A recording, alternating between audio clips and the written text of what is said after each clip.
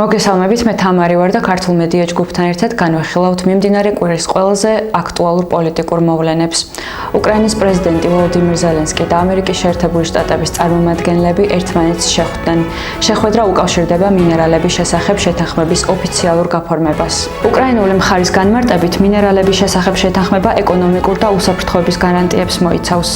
უსაფრთხოების გარანტიების შეთანხმება კი უზრუნველყოფს იარაღის მიწოდებას, სამხედრო ინვესტიციებს და სხვა საკითხებს. ეკონომიკური შეთანხმება განსაზღვრავს ინვესტირების მექანიზმს, მოგების განაწილებას და ფინანსურ ვალდებულებებს. ვიზიტამდე განცხადება გააკეთა დონალდ ტრამპმაც. ჩვენ გვინდა ზელენსკის თამუშაობა და ვიმუშავებთ მასთან. ის საუკეთესო პრეზიდენტია უკრაინის ისტორიაში.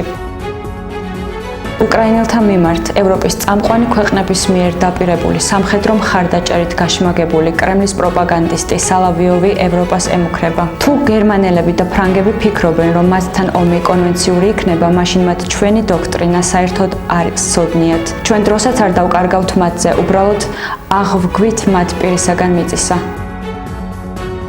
დიდი ბრიტანეთი მზად არის გააგზავნოს ჯარები უკრაინის მიწაზე და თვითმფრინავები უკრაინის საჰაერო სივრცეში სამშვიდობო შეთანხმების მისაღწევად. პრემიერ-მინისტრი სტარმენი ამბობს, რომ ვერ იქნება ისეთი მშვიდობა მიღწეული, რომელიც აგრესორს აჯილდოვებს.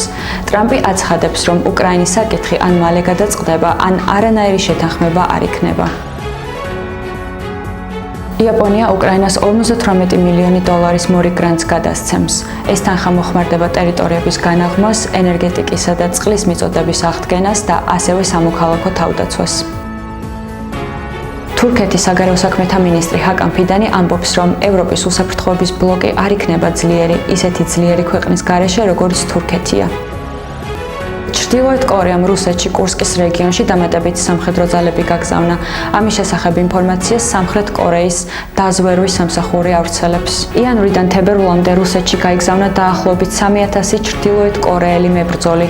განსხვავებით ოქტომბრის კონტინგენტისგან ამ ჯგუფში შედიან მექანიზირებული ქვეითი დანაყოფები, ინჟინრები და რადიოელექტრონული ბრძოლის ქვედანაყოფები.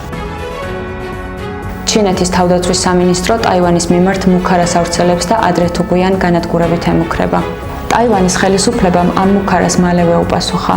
მათ ოფიციალურ განცხადებაში აღნიშნულია, რომ ისტორია აჩვენებს, აგრესია და ექსპანსია საბოლოოდ მარცხით მთავრდება. მათი თქმით, ჩინეთის კომუნისტური არმიის მოქმედებები წარსული დამპყრობლების შეცდომებს იმეორებს და საკუთარი თავი დამარცხებისკენ მიჰყავს. ეს იყო ამ კვირის ყველაზე აქტუალური თემები, მე ერთი კვირით გემშვიდობებით.